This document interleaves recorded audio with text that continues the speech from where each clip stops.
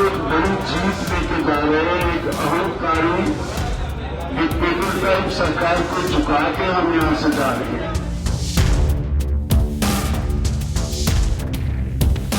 मेरी जिम्मेदारी है, इस किसानी की मेरी जिम्मेदारी है।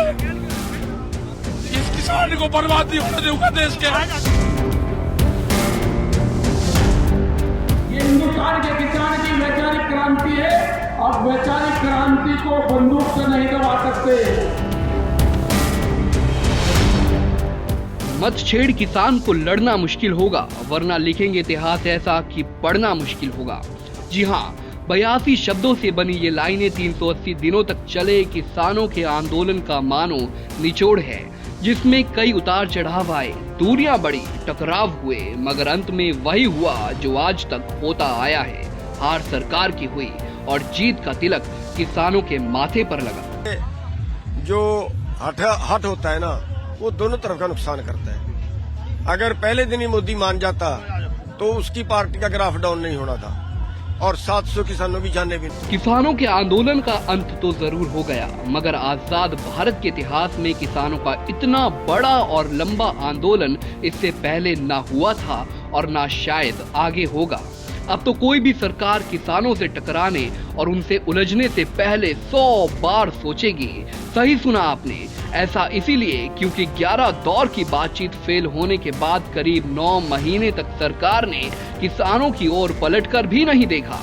संवेदनहीनता का इतना लंबा दौर चला कि किसान अंदर ही अंदर टूटने लगे थे, मगर दाद देनी होगी संयुक्त मोर्चे से जुड़े किसान नेताओं की, जिन्होंने हार नहीं मानी। और उसी का नतीजा है कि आज सरकार ने किसानों की तमाम बड़ी मांगों पर सहमति की मुहर लगा दी, जिसके बाद किसानों ने भी आंदोलन खत्म करने का ऐलान कर दिया। आज 1 साल के से ज्यादा कुछ दिन बाद जब ये आंदोलन शुरू हुआ, 26 नवंबर को पिछले साल, 1 साल लगातार सारे देश के किसानों ने हर एक ने अपनी तरफ से जो बन पाया इस आंदोलन की सफलता के लिए किया, सबका धन्यवाद। और आज एक बड़ी जीत लेके जा रहे हैं। एक अहंकारी डिक्टेटर टाइप सरकार को झुका के हम यहां से जा रहे हैं और ये मोर्चे का अंत नहीं है।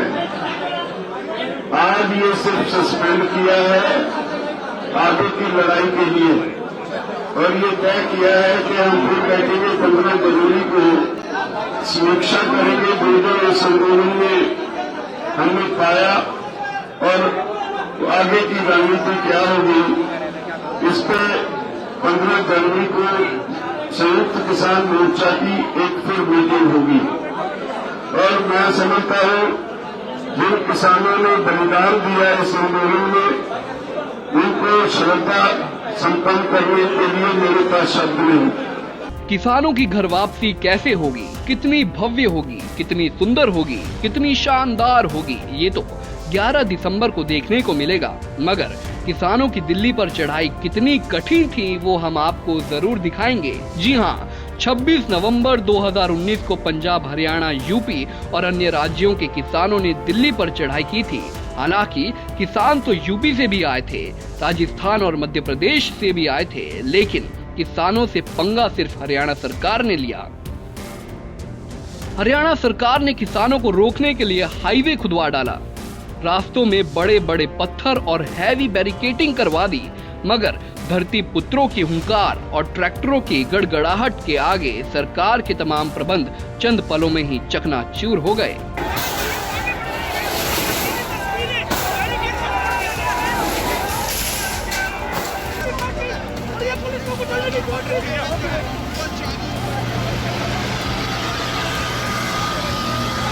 किसानों ने दिल्ली को चौतरफा घेरा तो सरकार की सांसें फूलने लगी। जैसे तैसे रात गुजरी तो अगले ही दिन सरकार ने किसान नेताओं को बातचीत का न्योता भेज दिया। इसके बाद पूरे 11 दौर की सरकार से बातचीत हुई, लेकिन किसान कानून वापसी की मांग पर अड़े रहे और सरकार कानून रद्द करने से साफ मना करती रही। आखिरकार 22 फरवरी को सरकार और किसानों के बीच आखिरी दौर की बातचीत हुई और तब से पूरे 9 महीने तक सरकार किसानों से मुंह फेर कर बैठी रही।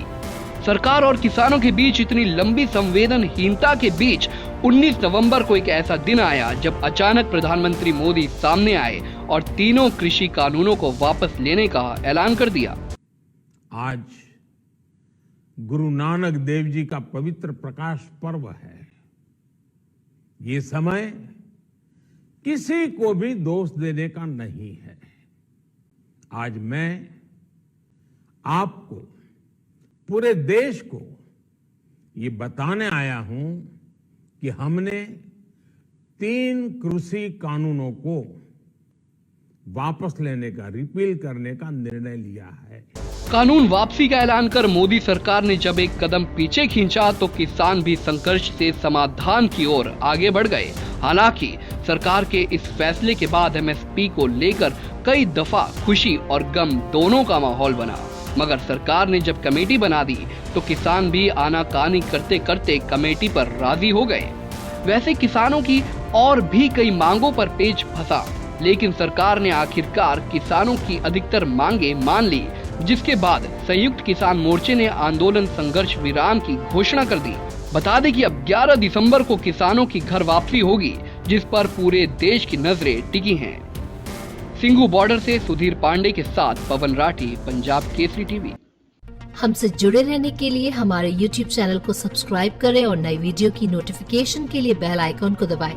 अगर आप ये वीडियो Facebook पर देख रहे हैं तो लाइक जरूर करें और ज्यादा से ज्यादा शेयर करें। धन्यवाद।